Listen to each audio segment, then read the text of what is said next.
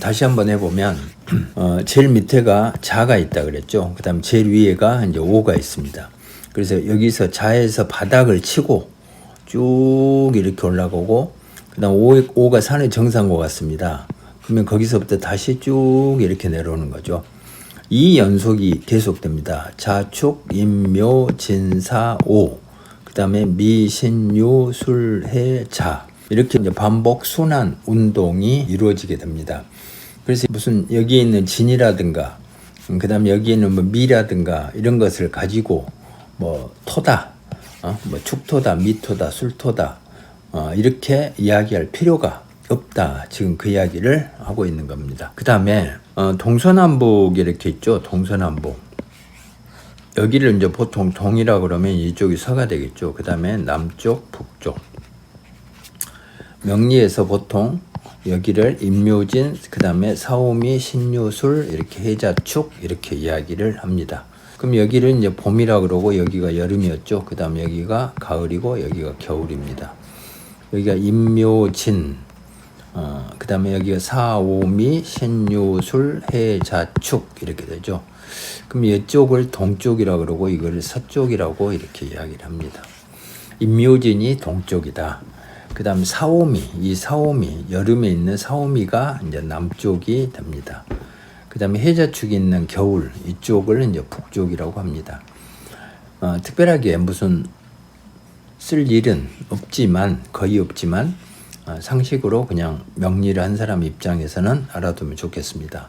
임묘진이 동쪽, 그 다음에 사오미가 남쪽, 그 다음에 신유술이 서쪽, 그 다음에 해자축, 북쪽, 봄, 여름, 가을, 겨울, 아침, 낮, 저녁, 밤. 이것은 앞으로도 이제 수없이 이제 이야기를 하게 될 것입니다. 그 다음에 동서남북. 여기에 보면 미국이나 유럽은 서쪽이니 금이다. 지금 현재 유럽이라든가 미국이 기준이 돼서 우리나라를 극동 지역이다 이렇게 말한 거하고 지금 명리는 어디에서 나왔습니까? 명리는 중국에서 나왔죠. 그래서 중국은 자기들을 가운데로 놓게 됩니다. 가운데, 자기들을 이제 중화민국 가운데라고 이렇게 놓고, 그다음 미국, 중국 입장에서 보면 유럽이라든가 미국은 서쪽이 되겠죠. 그다음 중국 입장에서 보면 한국, 일본 여기는 이제 동쪽이 될 것입니다. 적도 쪽은 남쪽이 되고 시베리아 이쪽은 이제 북쪽이 될 것입니다. 그래서 명리는 중국 사람들이 만든 기준을 가지고 하기 때문에 지금 여기와 같은 그런 표현이 나오고 있습니다. 그래서 여기에 보면 남쪽 열대지방은 화고 러시아 등 북쪽 추운 지방은 수다. 미국이나 유럽은 서쪽이니 금이다.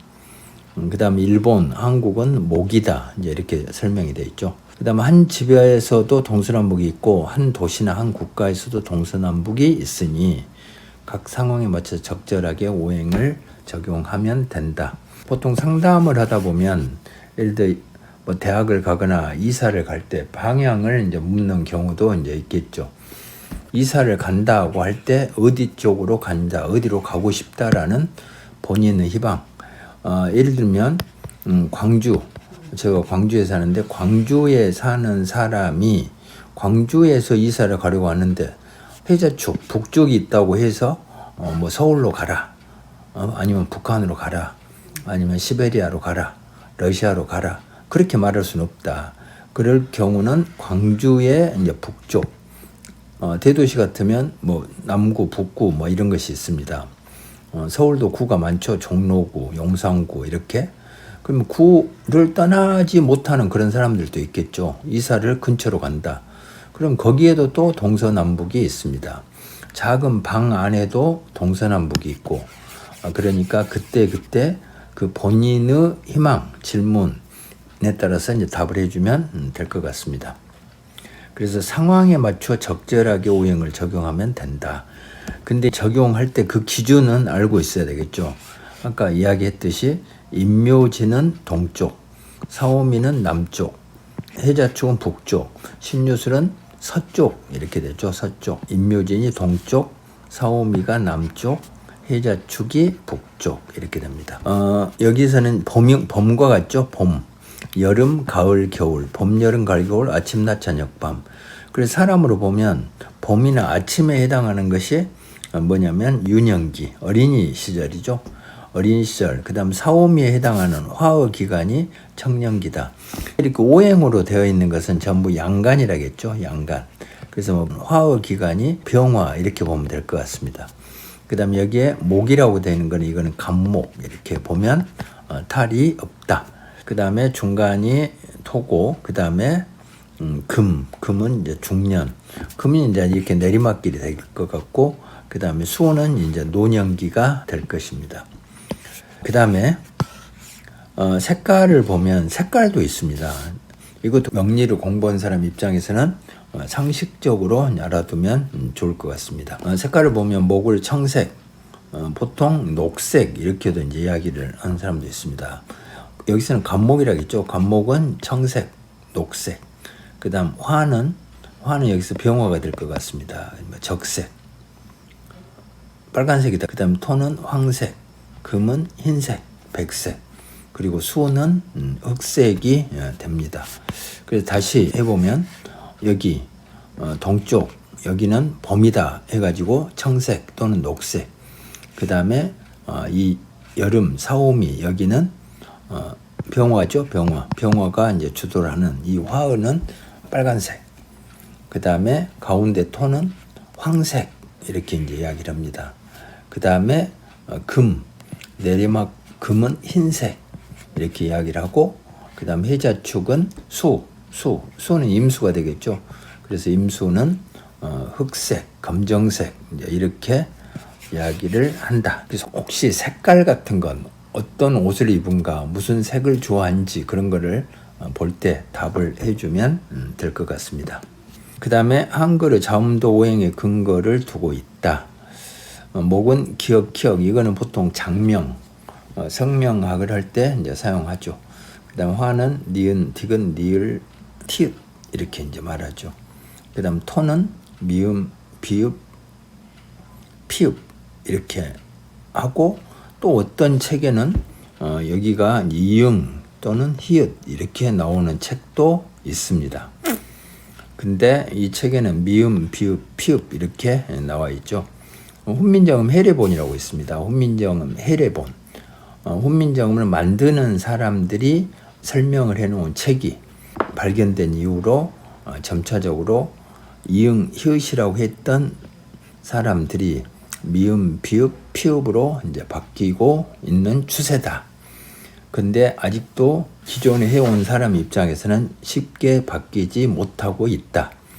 그럼 이 5가지 이런 것도 기준이 이렇게 불명확한데 성명학, 장명, 계명 이런 거 할 때 그 기준이 이렇게 어설프다고 하면 아무리 성실하게 장명을 했다 하더라도 그 결과가 어떨 것인가 한번 생각을 해보자.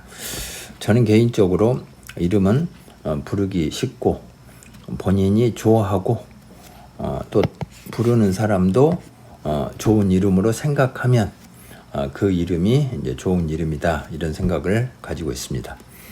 그 다음 수는 이응, 히읗.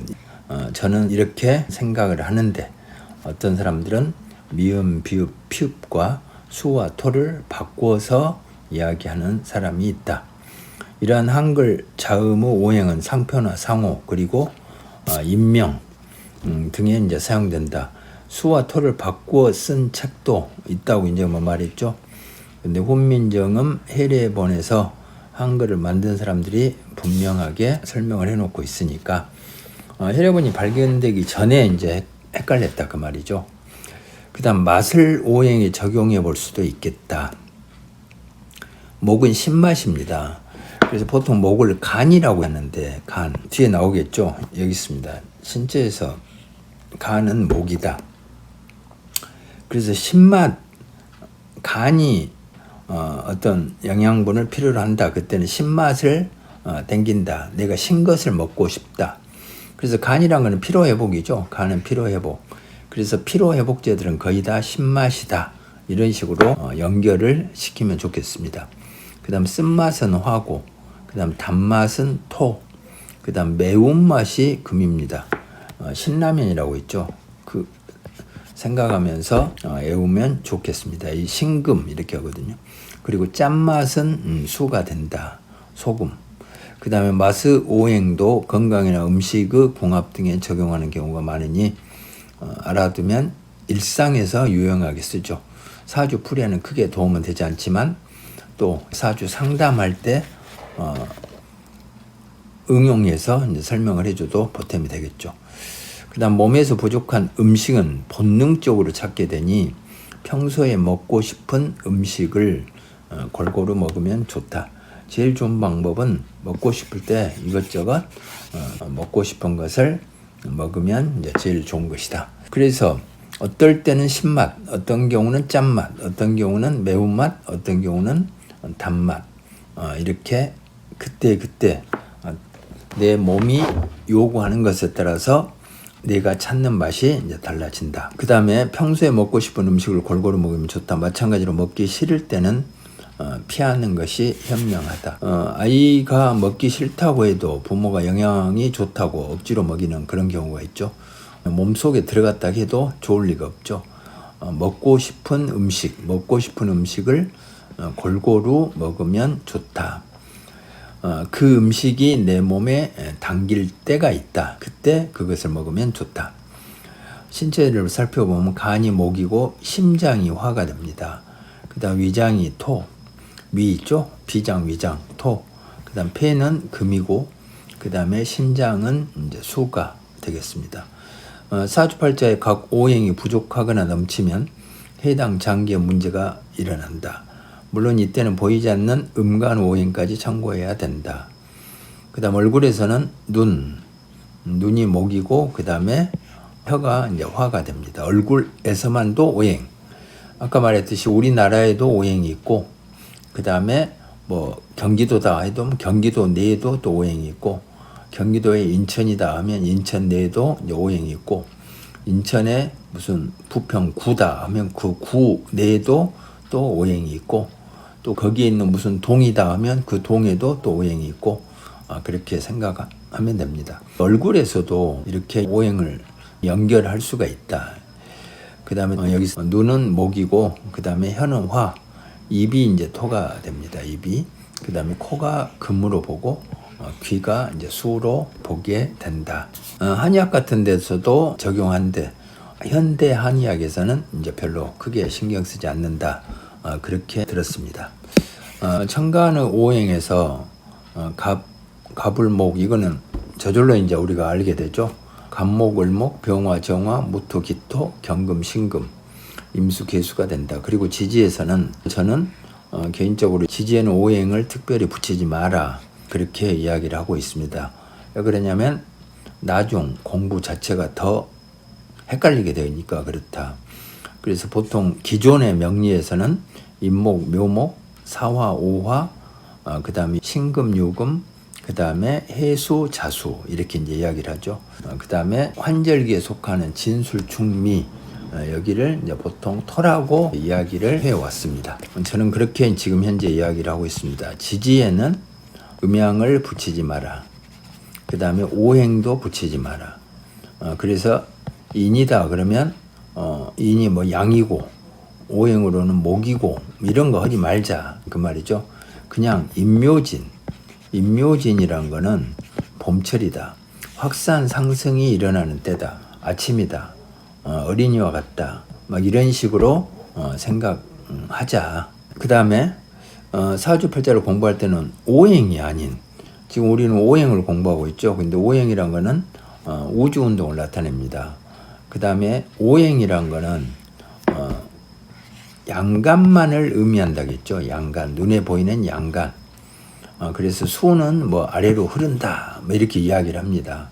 근데 아래로 흐른 거는 임수고 그 다음 위로 올라간 거는 개수가 되죠.